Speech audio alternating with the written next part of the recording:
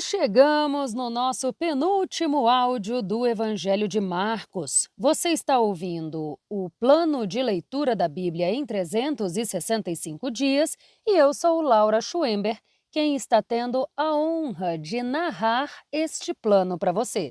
Além de estarmos quase terminando o Evangelho de Marcos, que, diga-se de passagem, já é o quarto livro que nós estamos lendo neste plano de leitura. Hoje é um dia especial também porque nós estamos finalizando o nosso primeiro mês.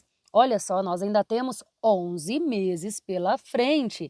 Então é um prazer e uma honra ter você aqui. Se não for inscrita ainda no canal, já aproveita para se inscrever. Ativa o sininho para ser notificada sempre que um novo áudio ou vídeo for publicado por aqui. E já curte o áudio também, porque assim você mostra para a plataforma que esse assunto é relevante e ela também distribui para mais pessoas, para que cada vez mais pessoas tenham acesso a essa leitura viva e transformadora. Hoje nós vamos ler o capítulo 14 do Evangelho de Marcos, lembrando que nós estamos lendo na versão NVI. Jesus é ungido em Betânia. Mateus 26, 6 a 13 e João 12, 1 a 8. Faltavam apenas 2 dias para a Páscoa e para a festa dos pães sem fermento. Os chefes dos sacerdotes e os mestres da lei procuravam um meio de prender Jesus de maneira fraudulenta e matá-lo. Contudo, diziam: não durante a festa, para que não haja tumulto no meio do povo. Quando Jesus estava em Betânia, reclinado à mesa na casa de Simão, o leproso, aproximou-se dele uma mulher com um frasco de alabastro que continha um perfume muito caro, feito de nardo puro. Ela quebrou o frasco e derramou o perfume sobre a cabeça de Jesus. Alguns dos presentes, indignados, começaram a dizer uns aos outros: por que este desperdício de perfume? Este poderia ser vendido por mais de 300 denários e o dinheiro ser dado aos pobres. E eles a repreendiam severamente. Deixem-na em paz, disse Jesus. Por que vocês a estão perturbando? Ela praticou uma boa ação para comigo. Pois os pobres vocês sempre terão com vocês e poderão ajudá-los sempre que o desejarem, mas a mim nem sempre terão. Ela fez o que pôde, derramou o perfume no meu corpo antecipadamente, preparando-o para o sepultamento. Em verdade lhes digo que, onde quer que o Evangelho for anunciado em todo o mundo, também o que ela fez será contado em sua memória. Então, Judas Iscariotes, um dos 12, dirigiu-se aos chefes dos sacerdotes para lhes entregar Jesus. A proposta muito os alegrou e lhe prometeram dinheiro.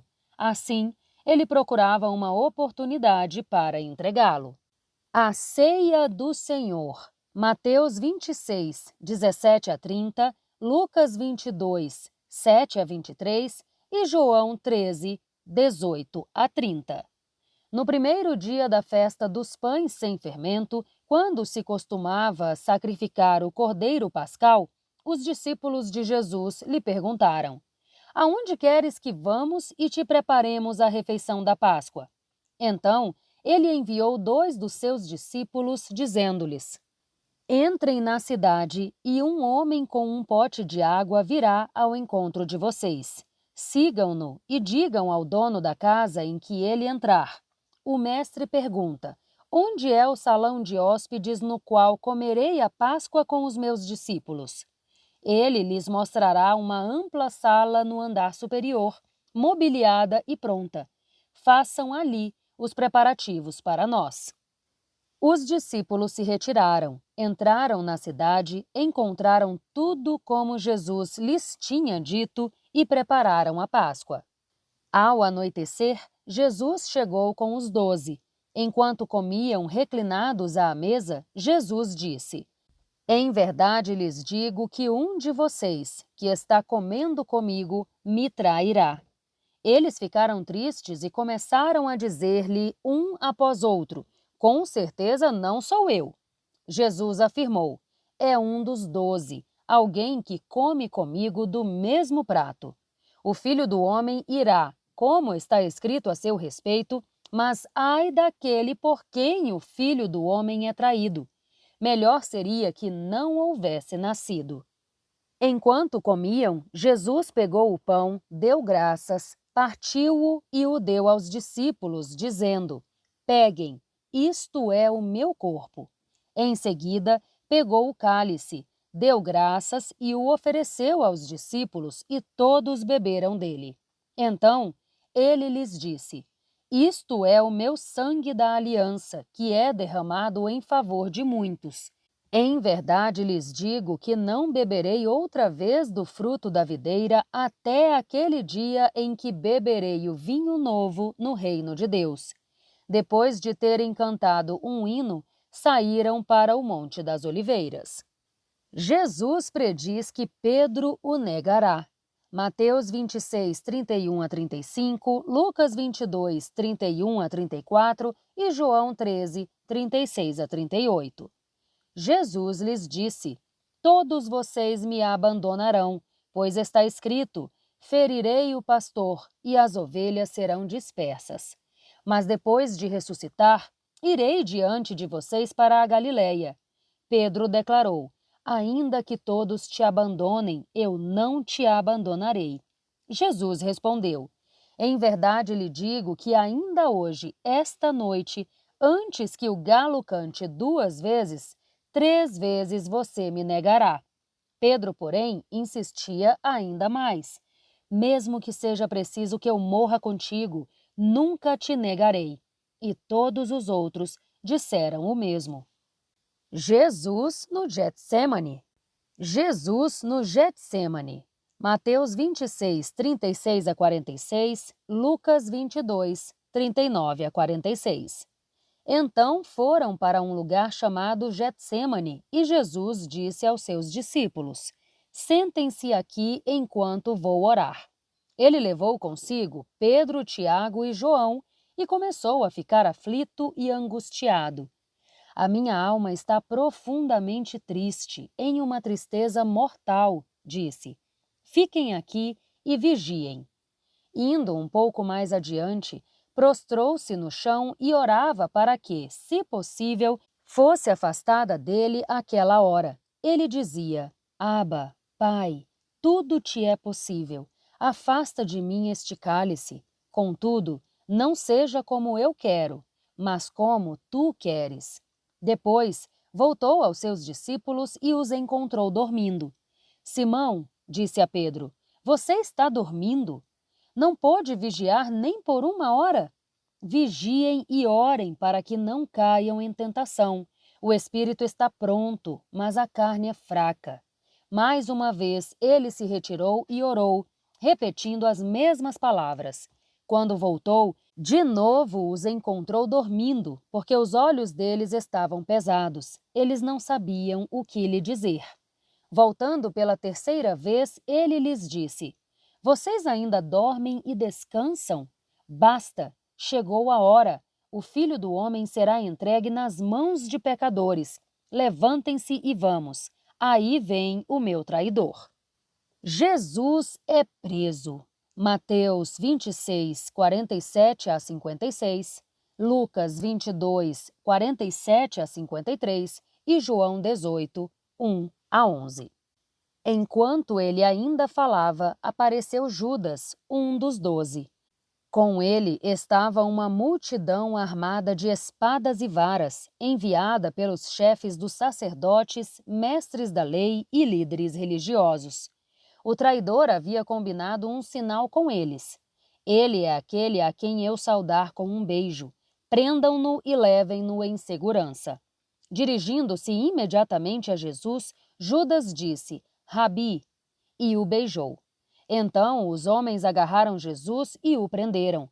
No entanto, um dos que estavam por perto sacou a espada e feriu o servo do sumo sacerdote, decepando-lhe a orelha. Jesus disse a eles: Acaso estou chefiando alguma rebelião para que venham me prender com espadas e varas?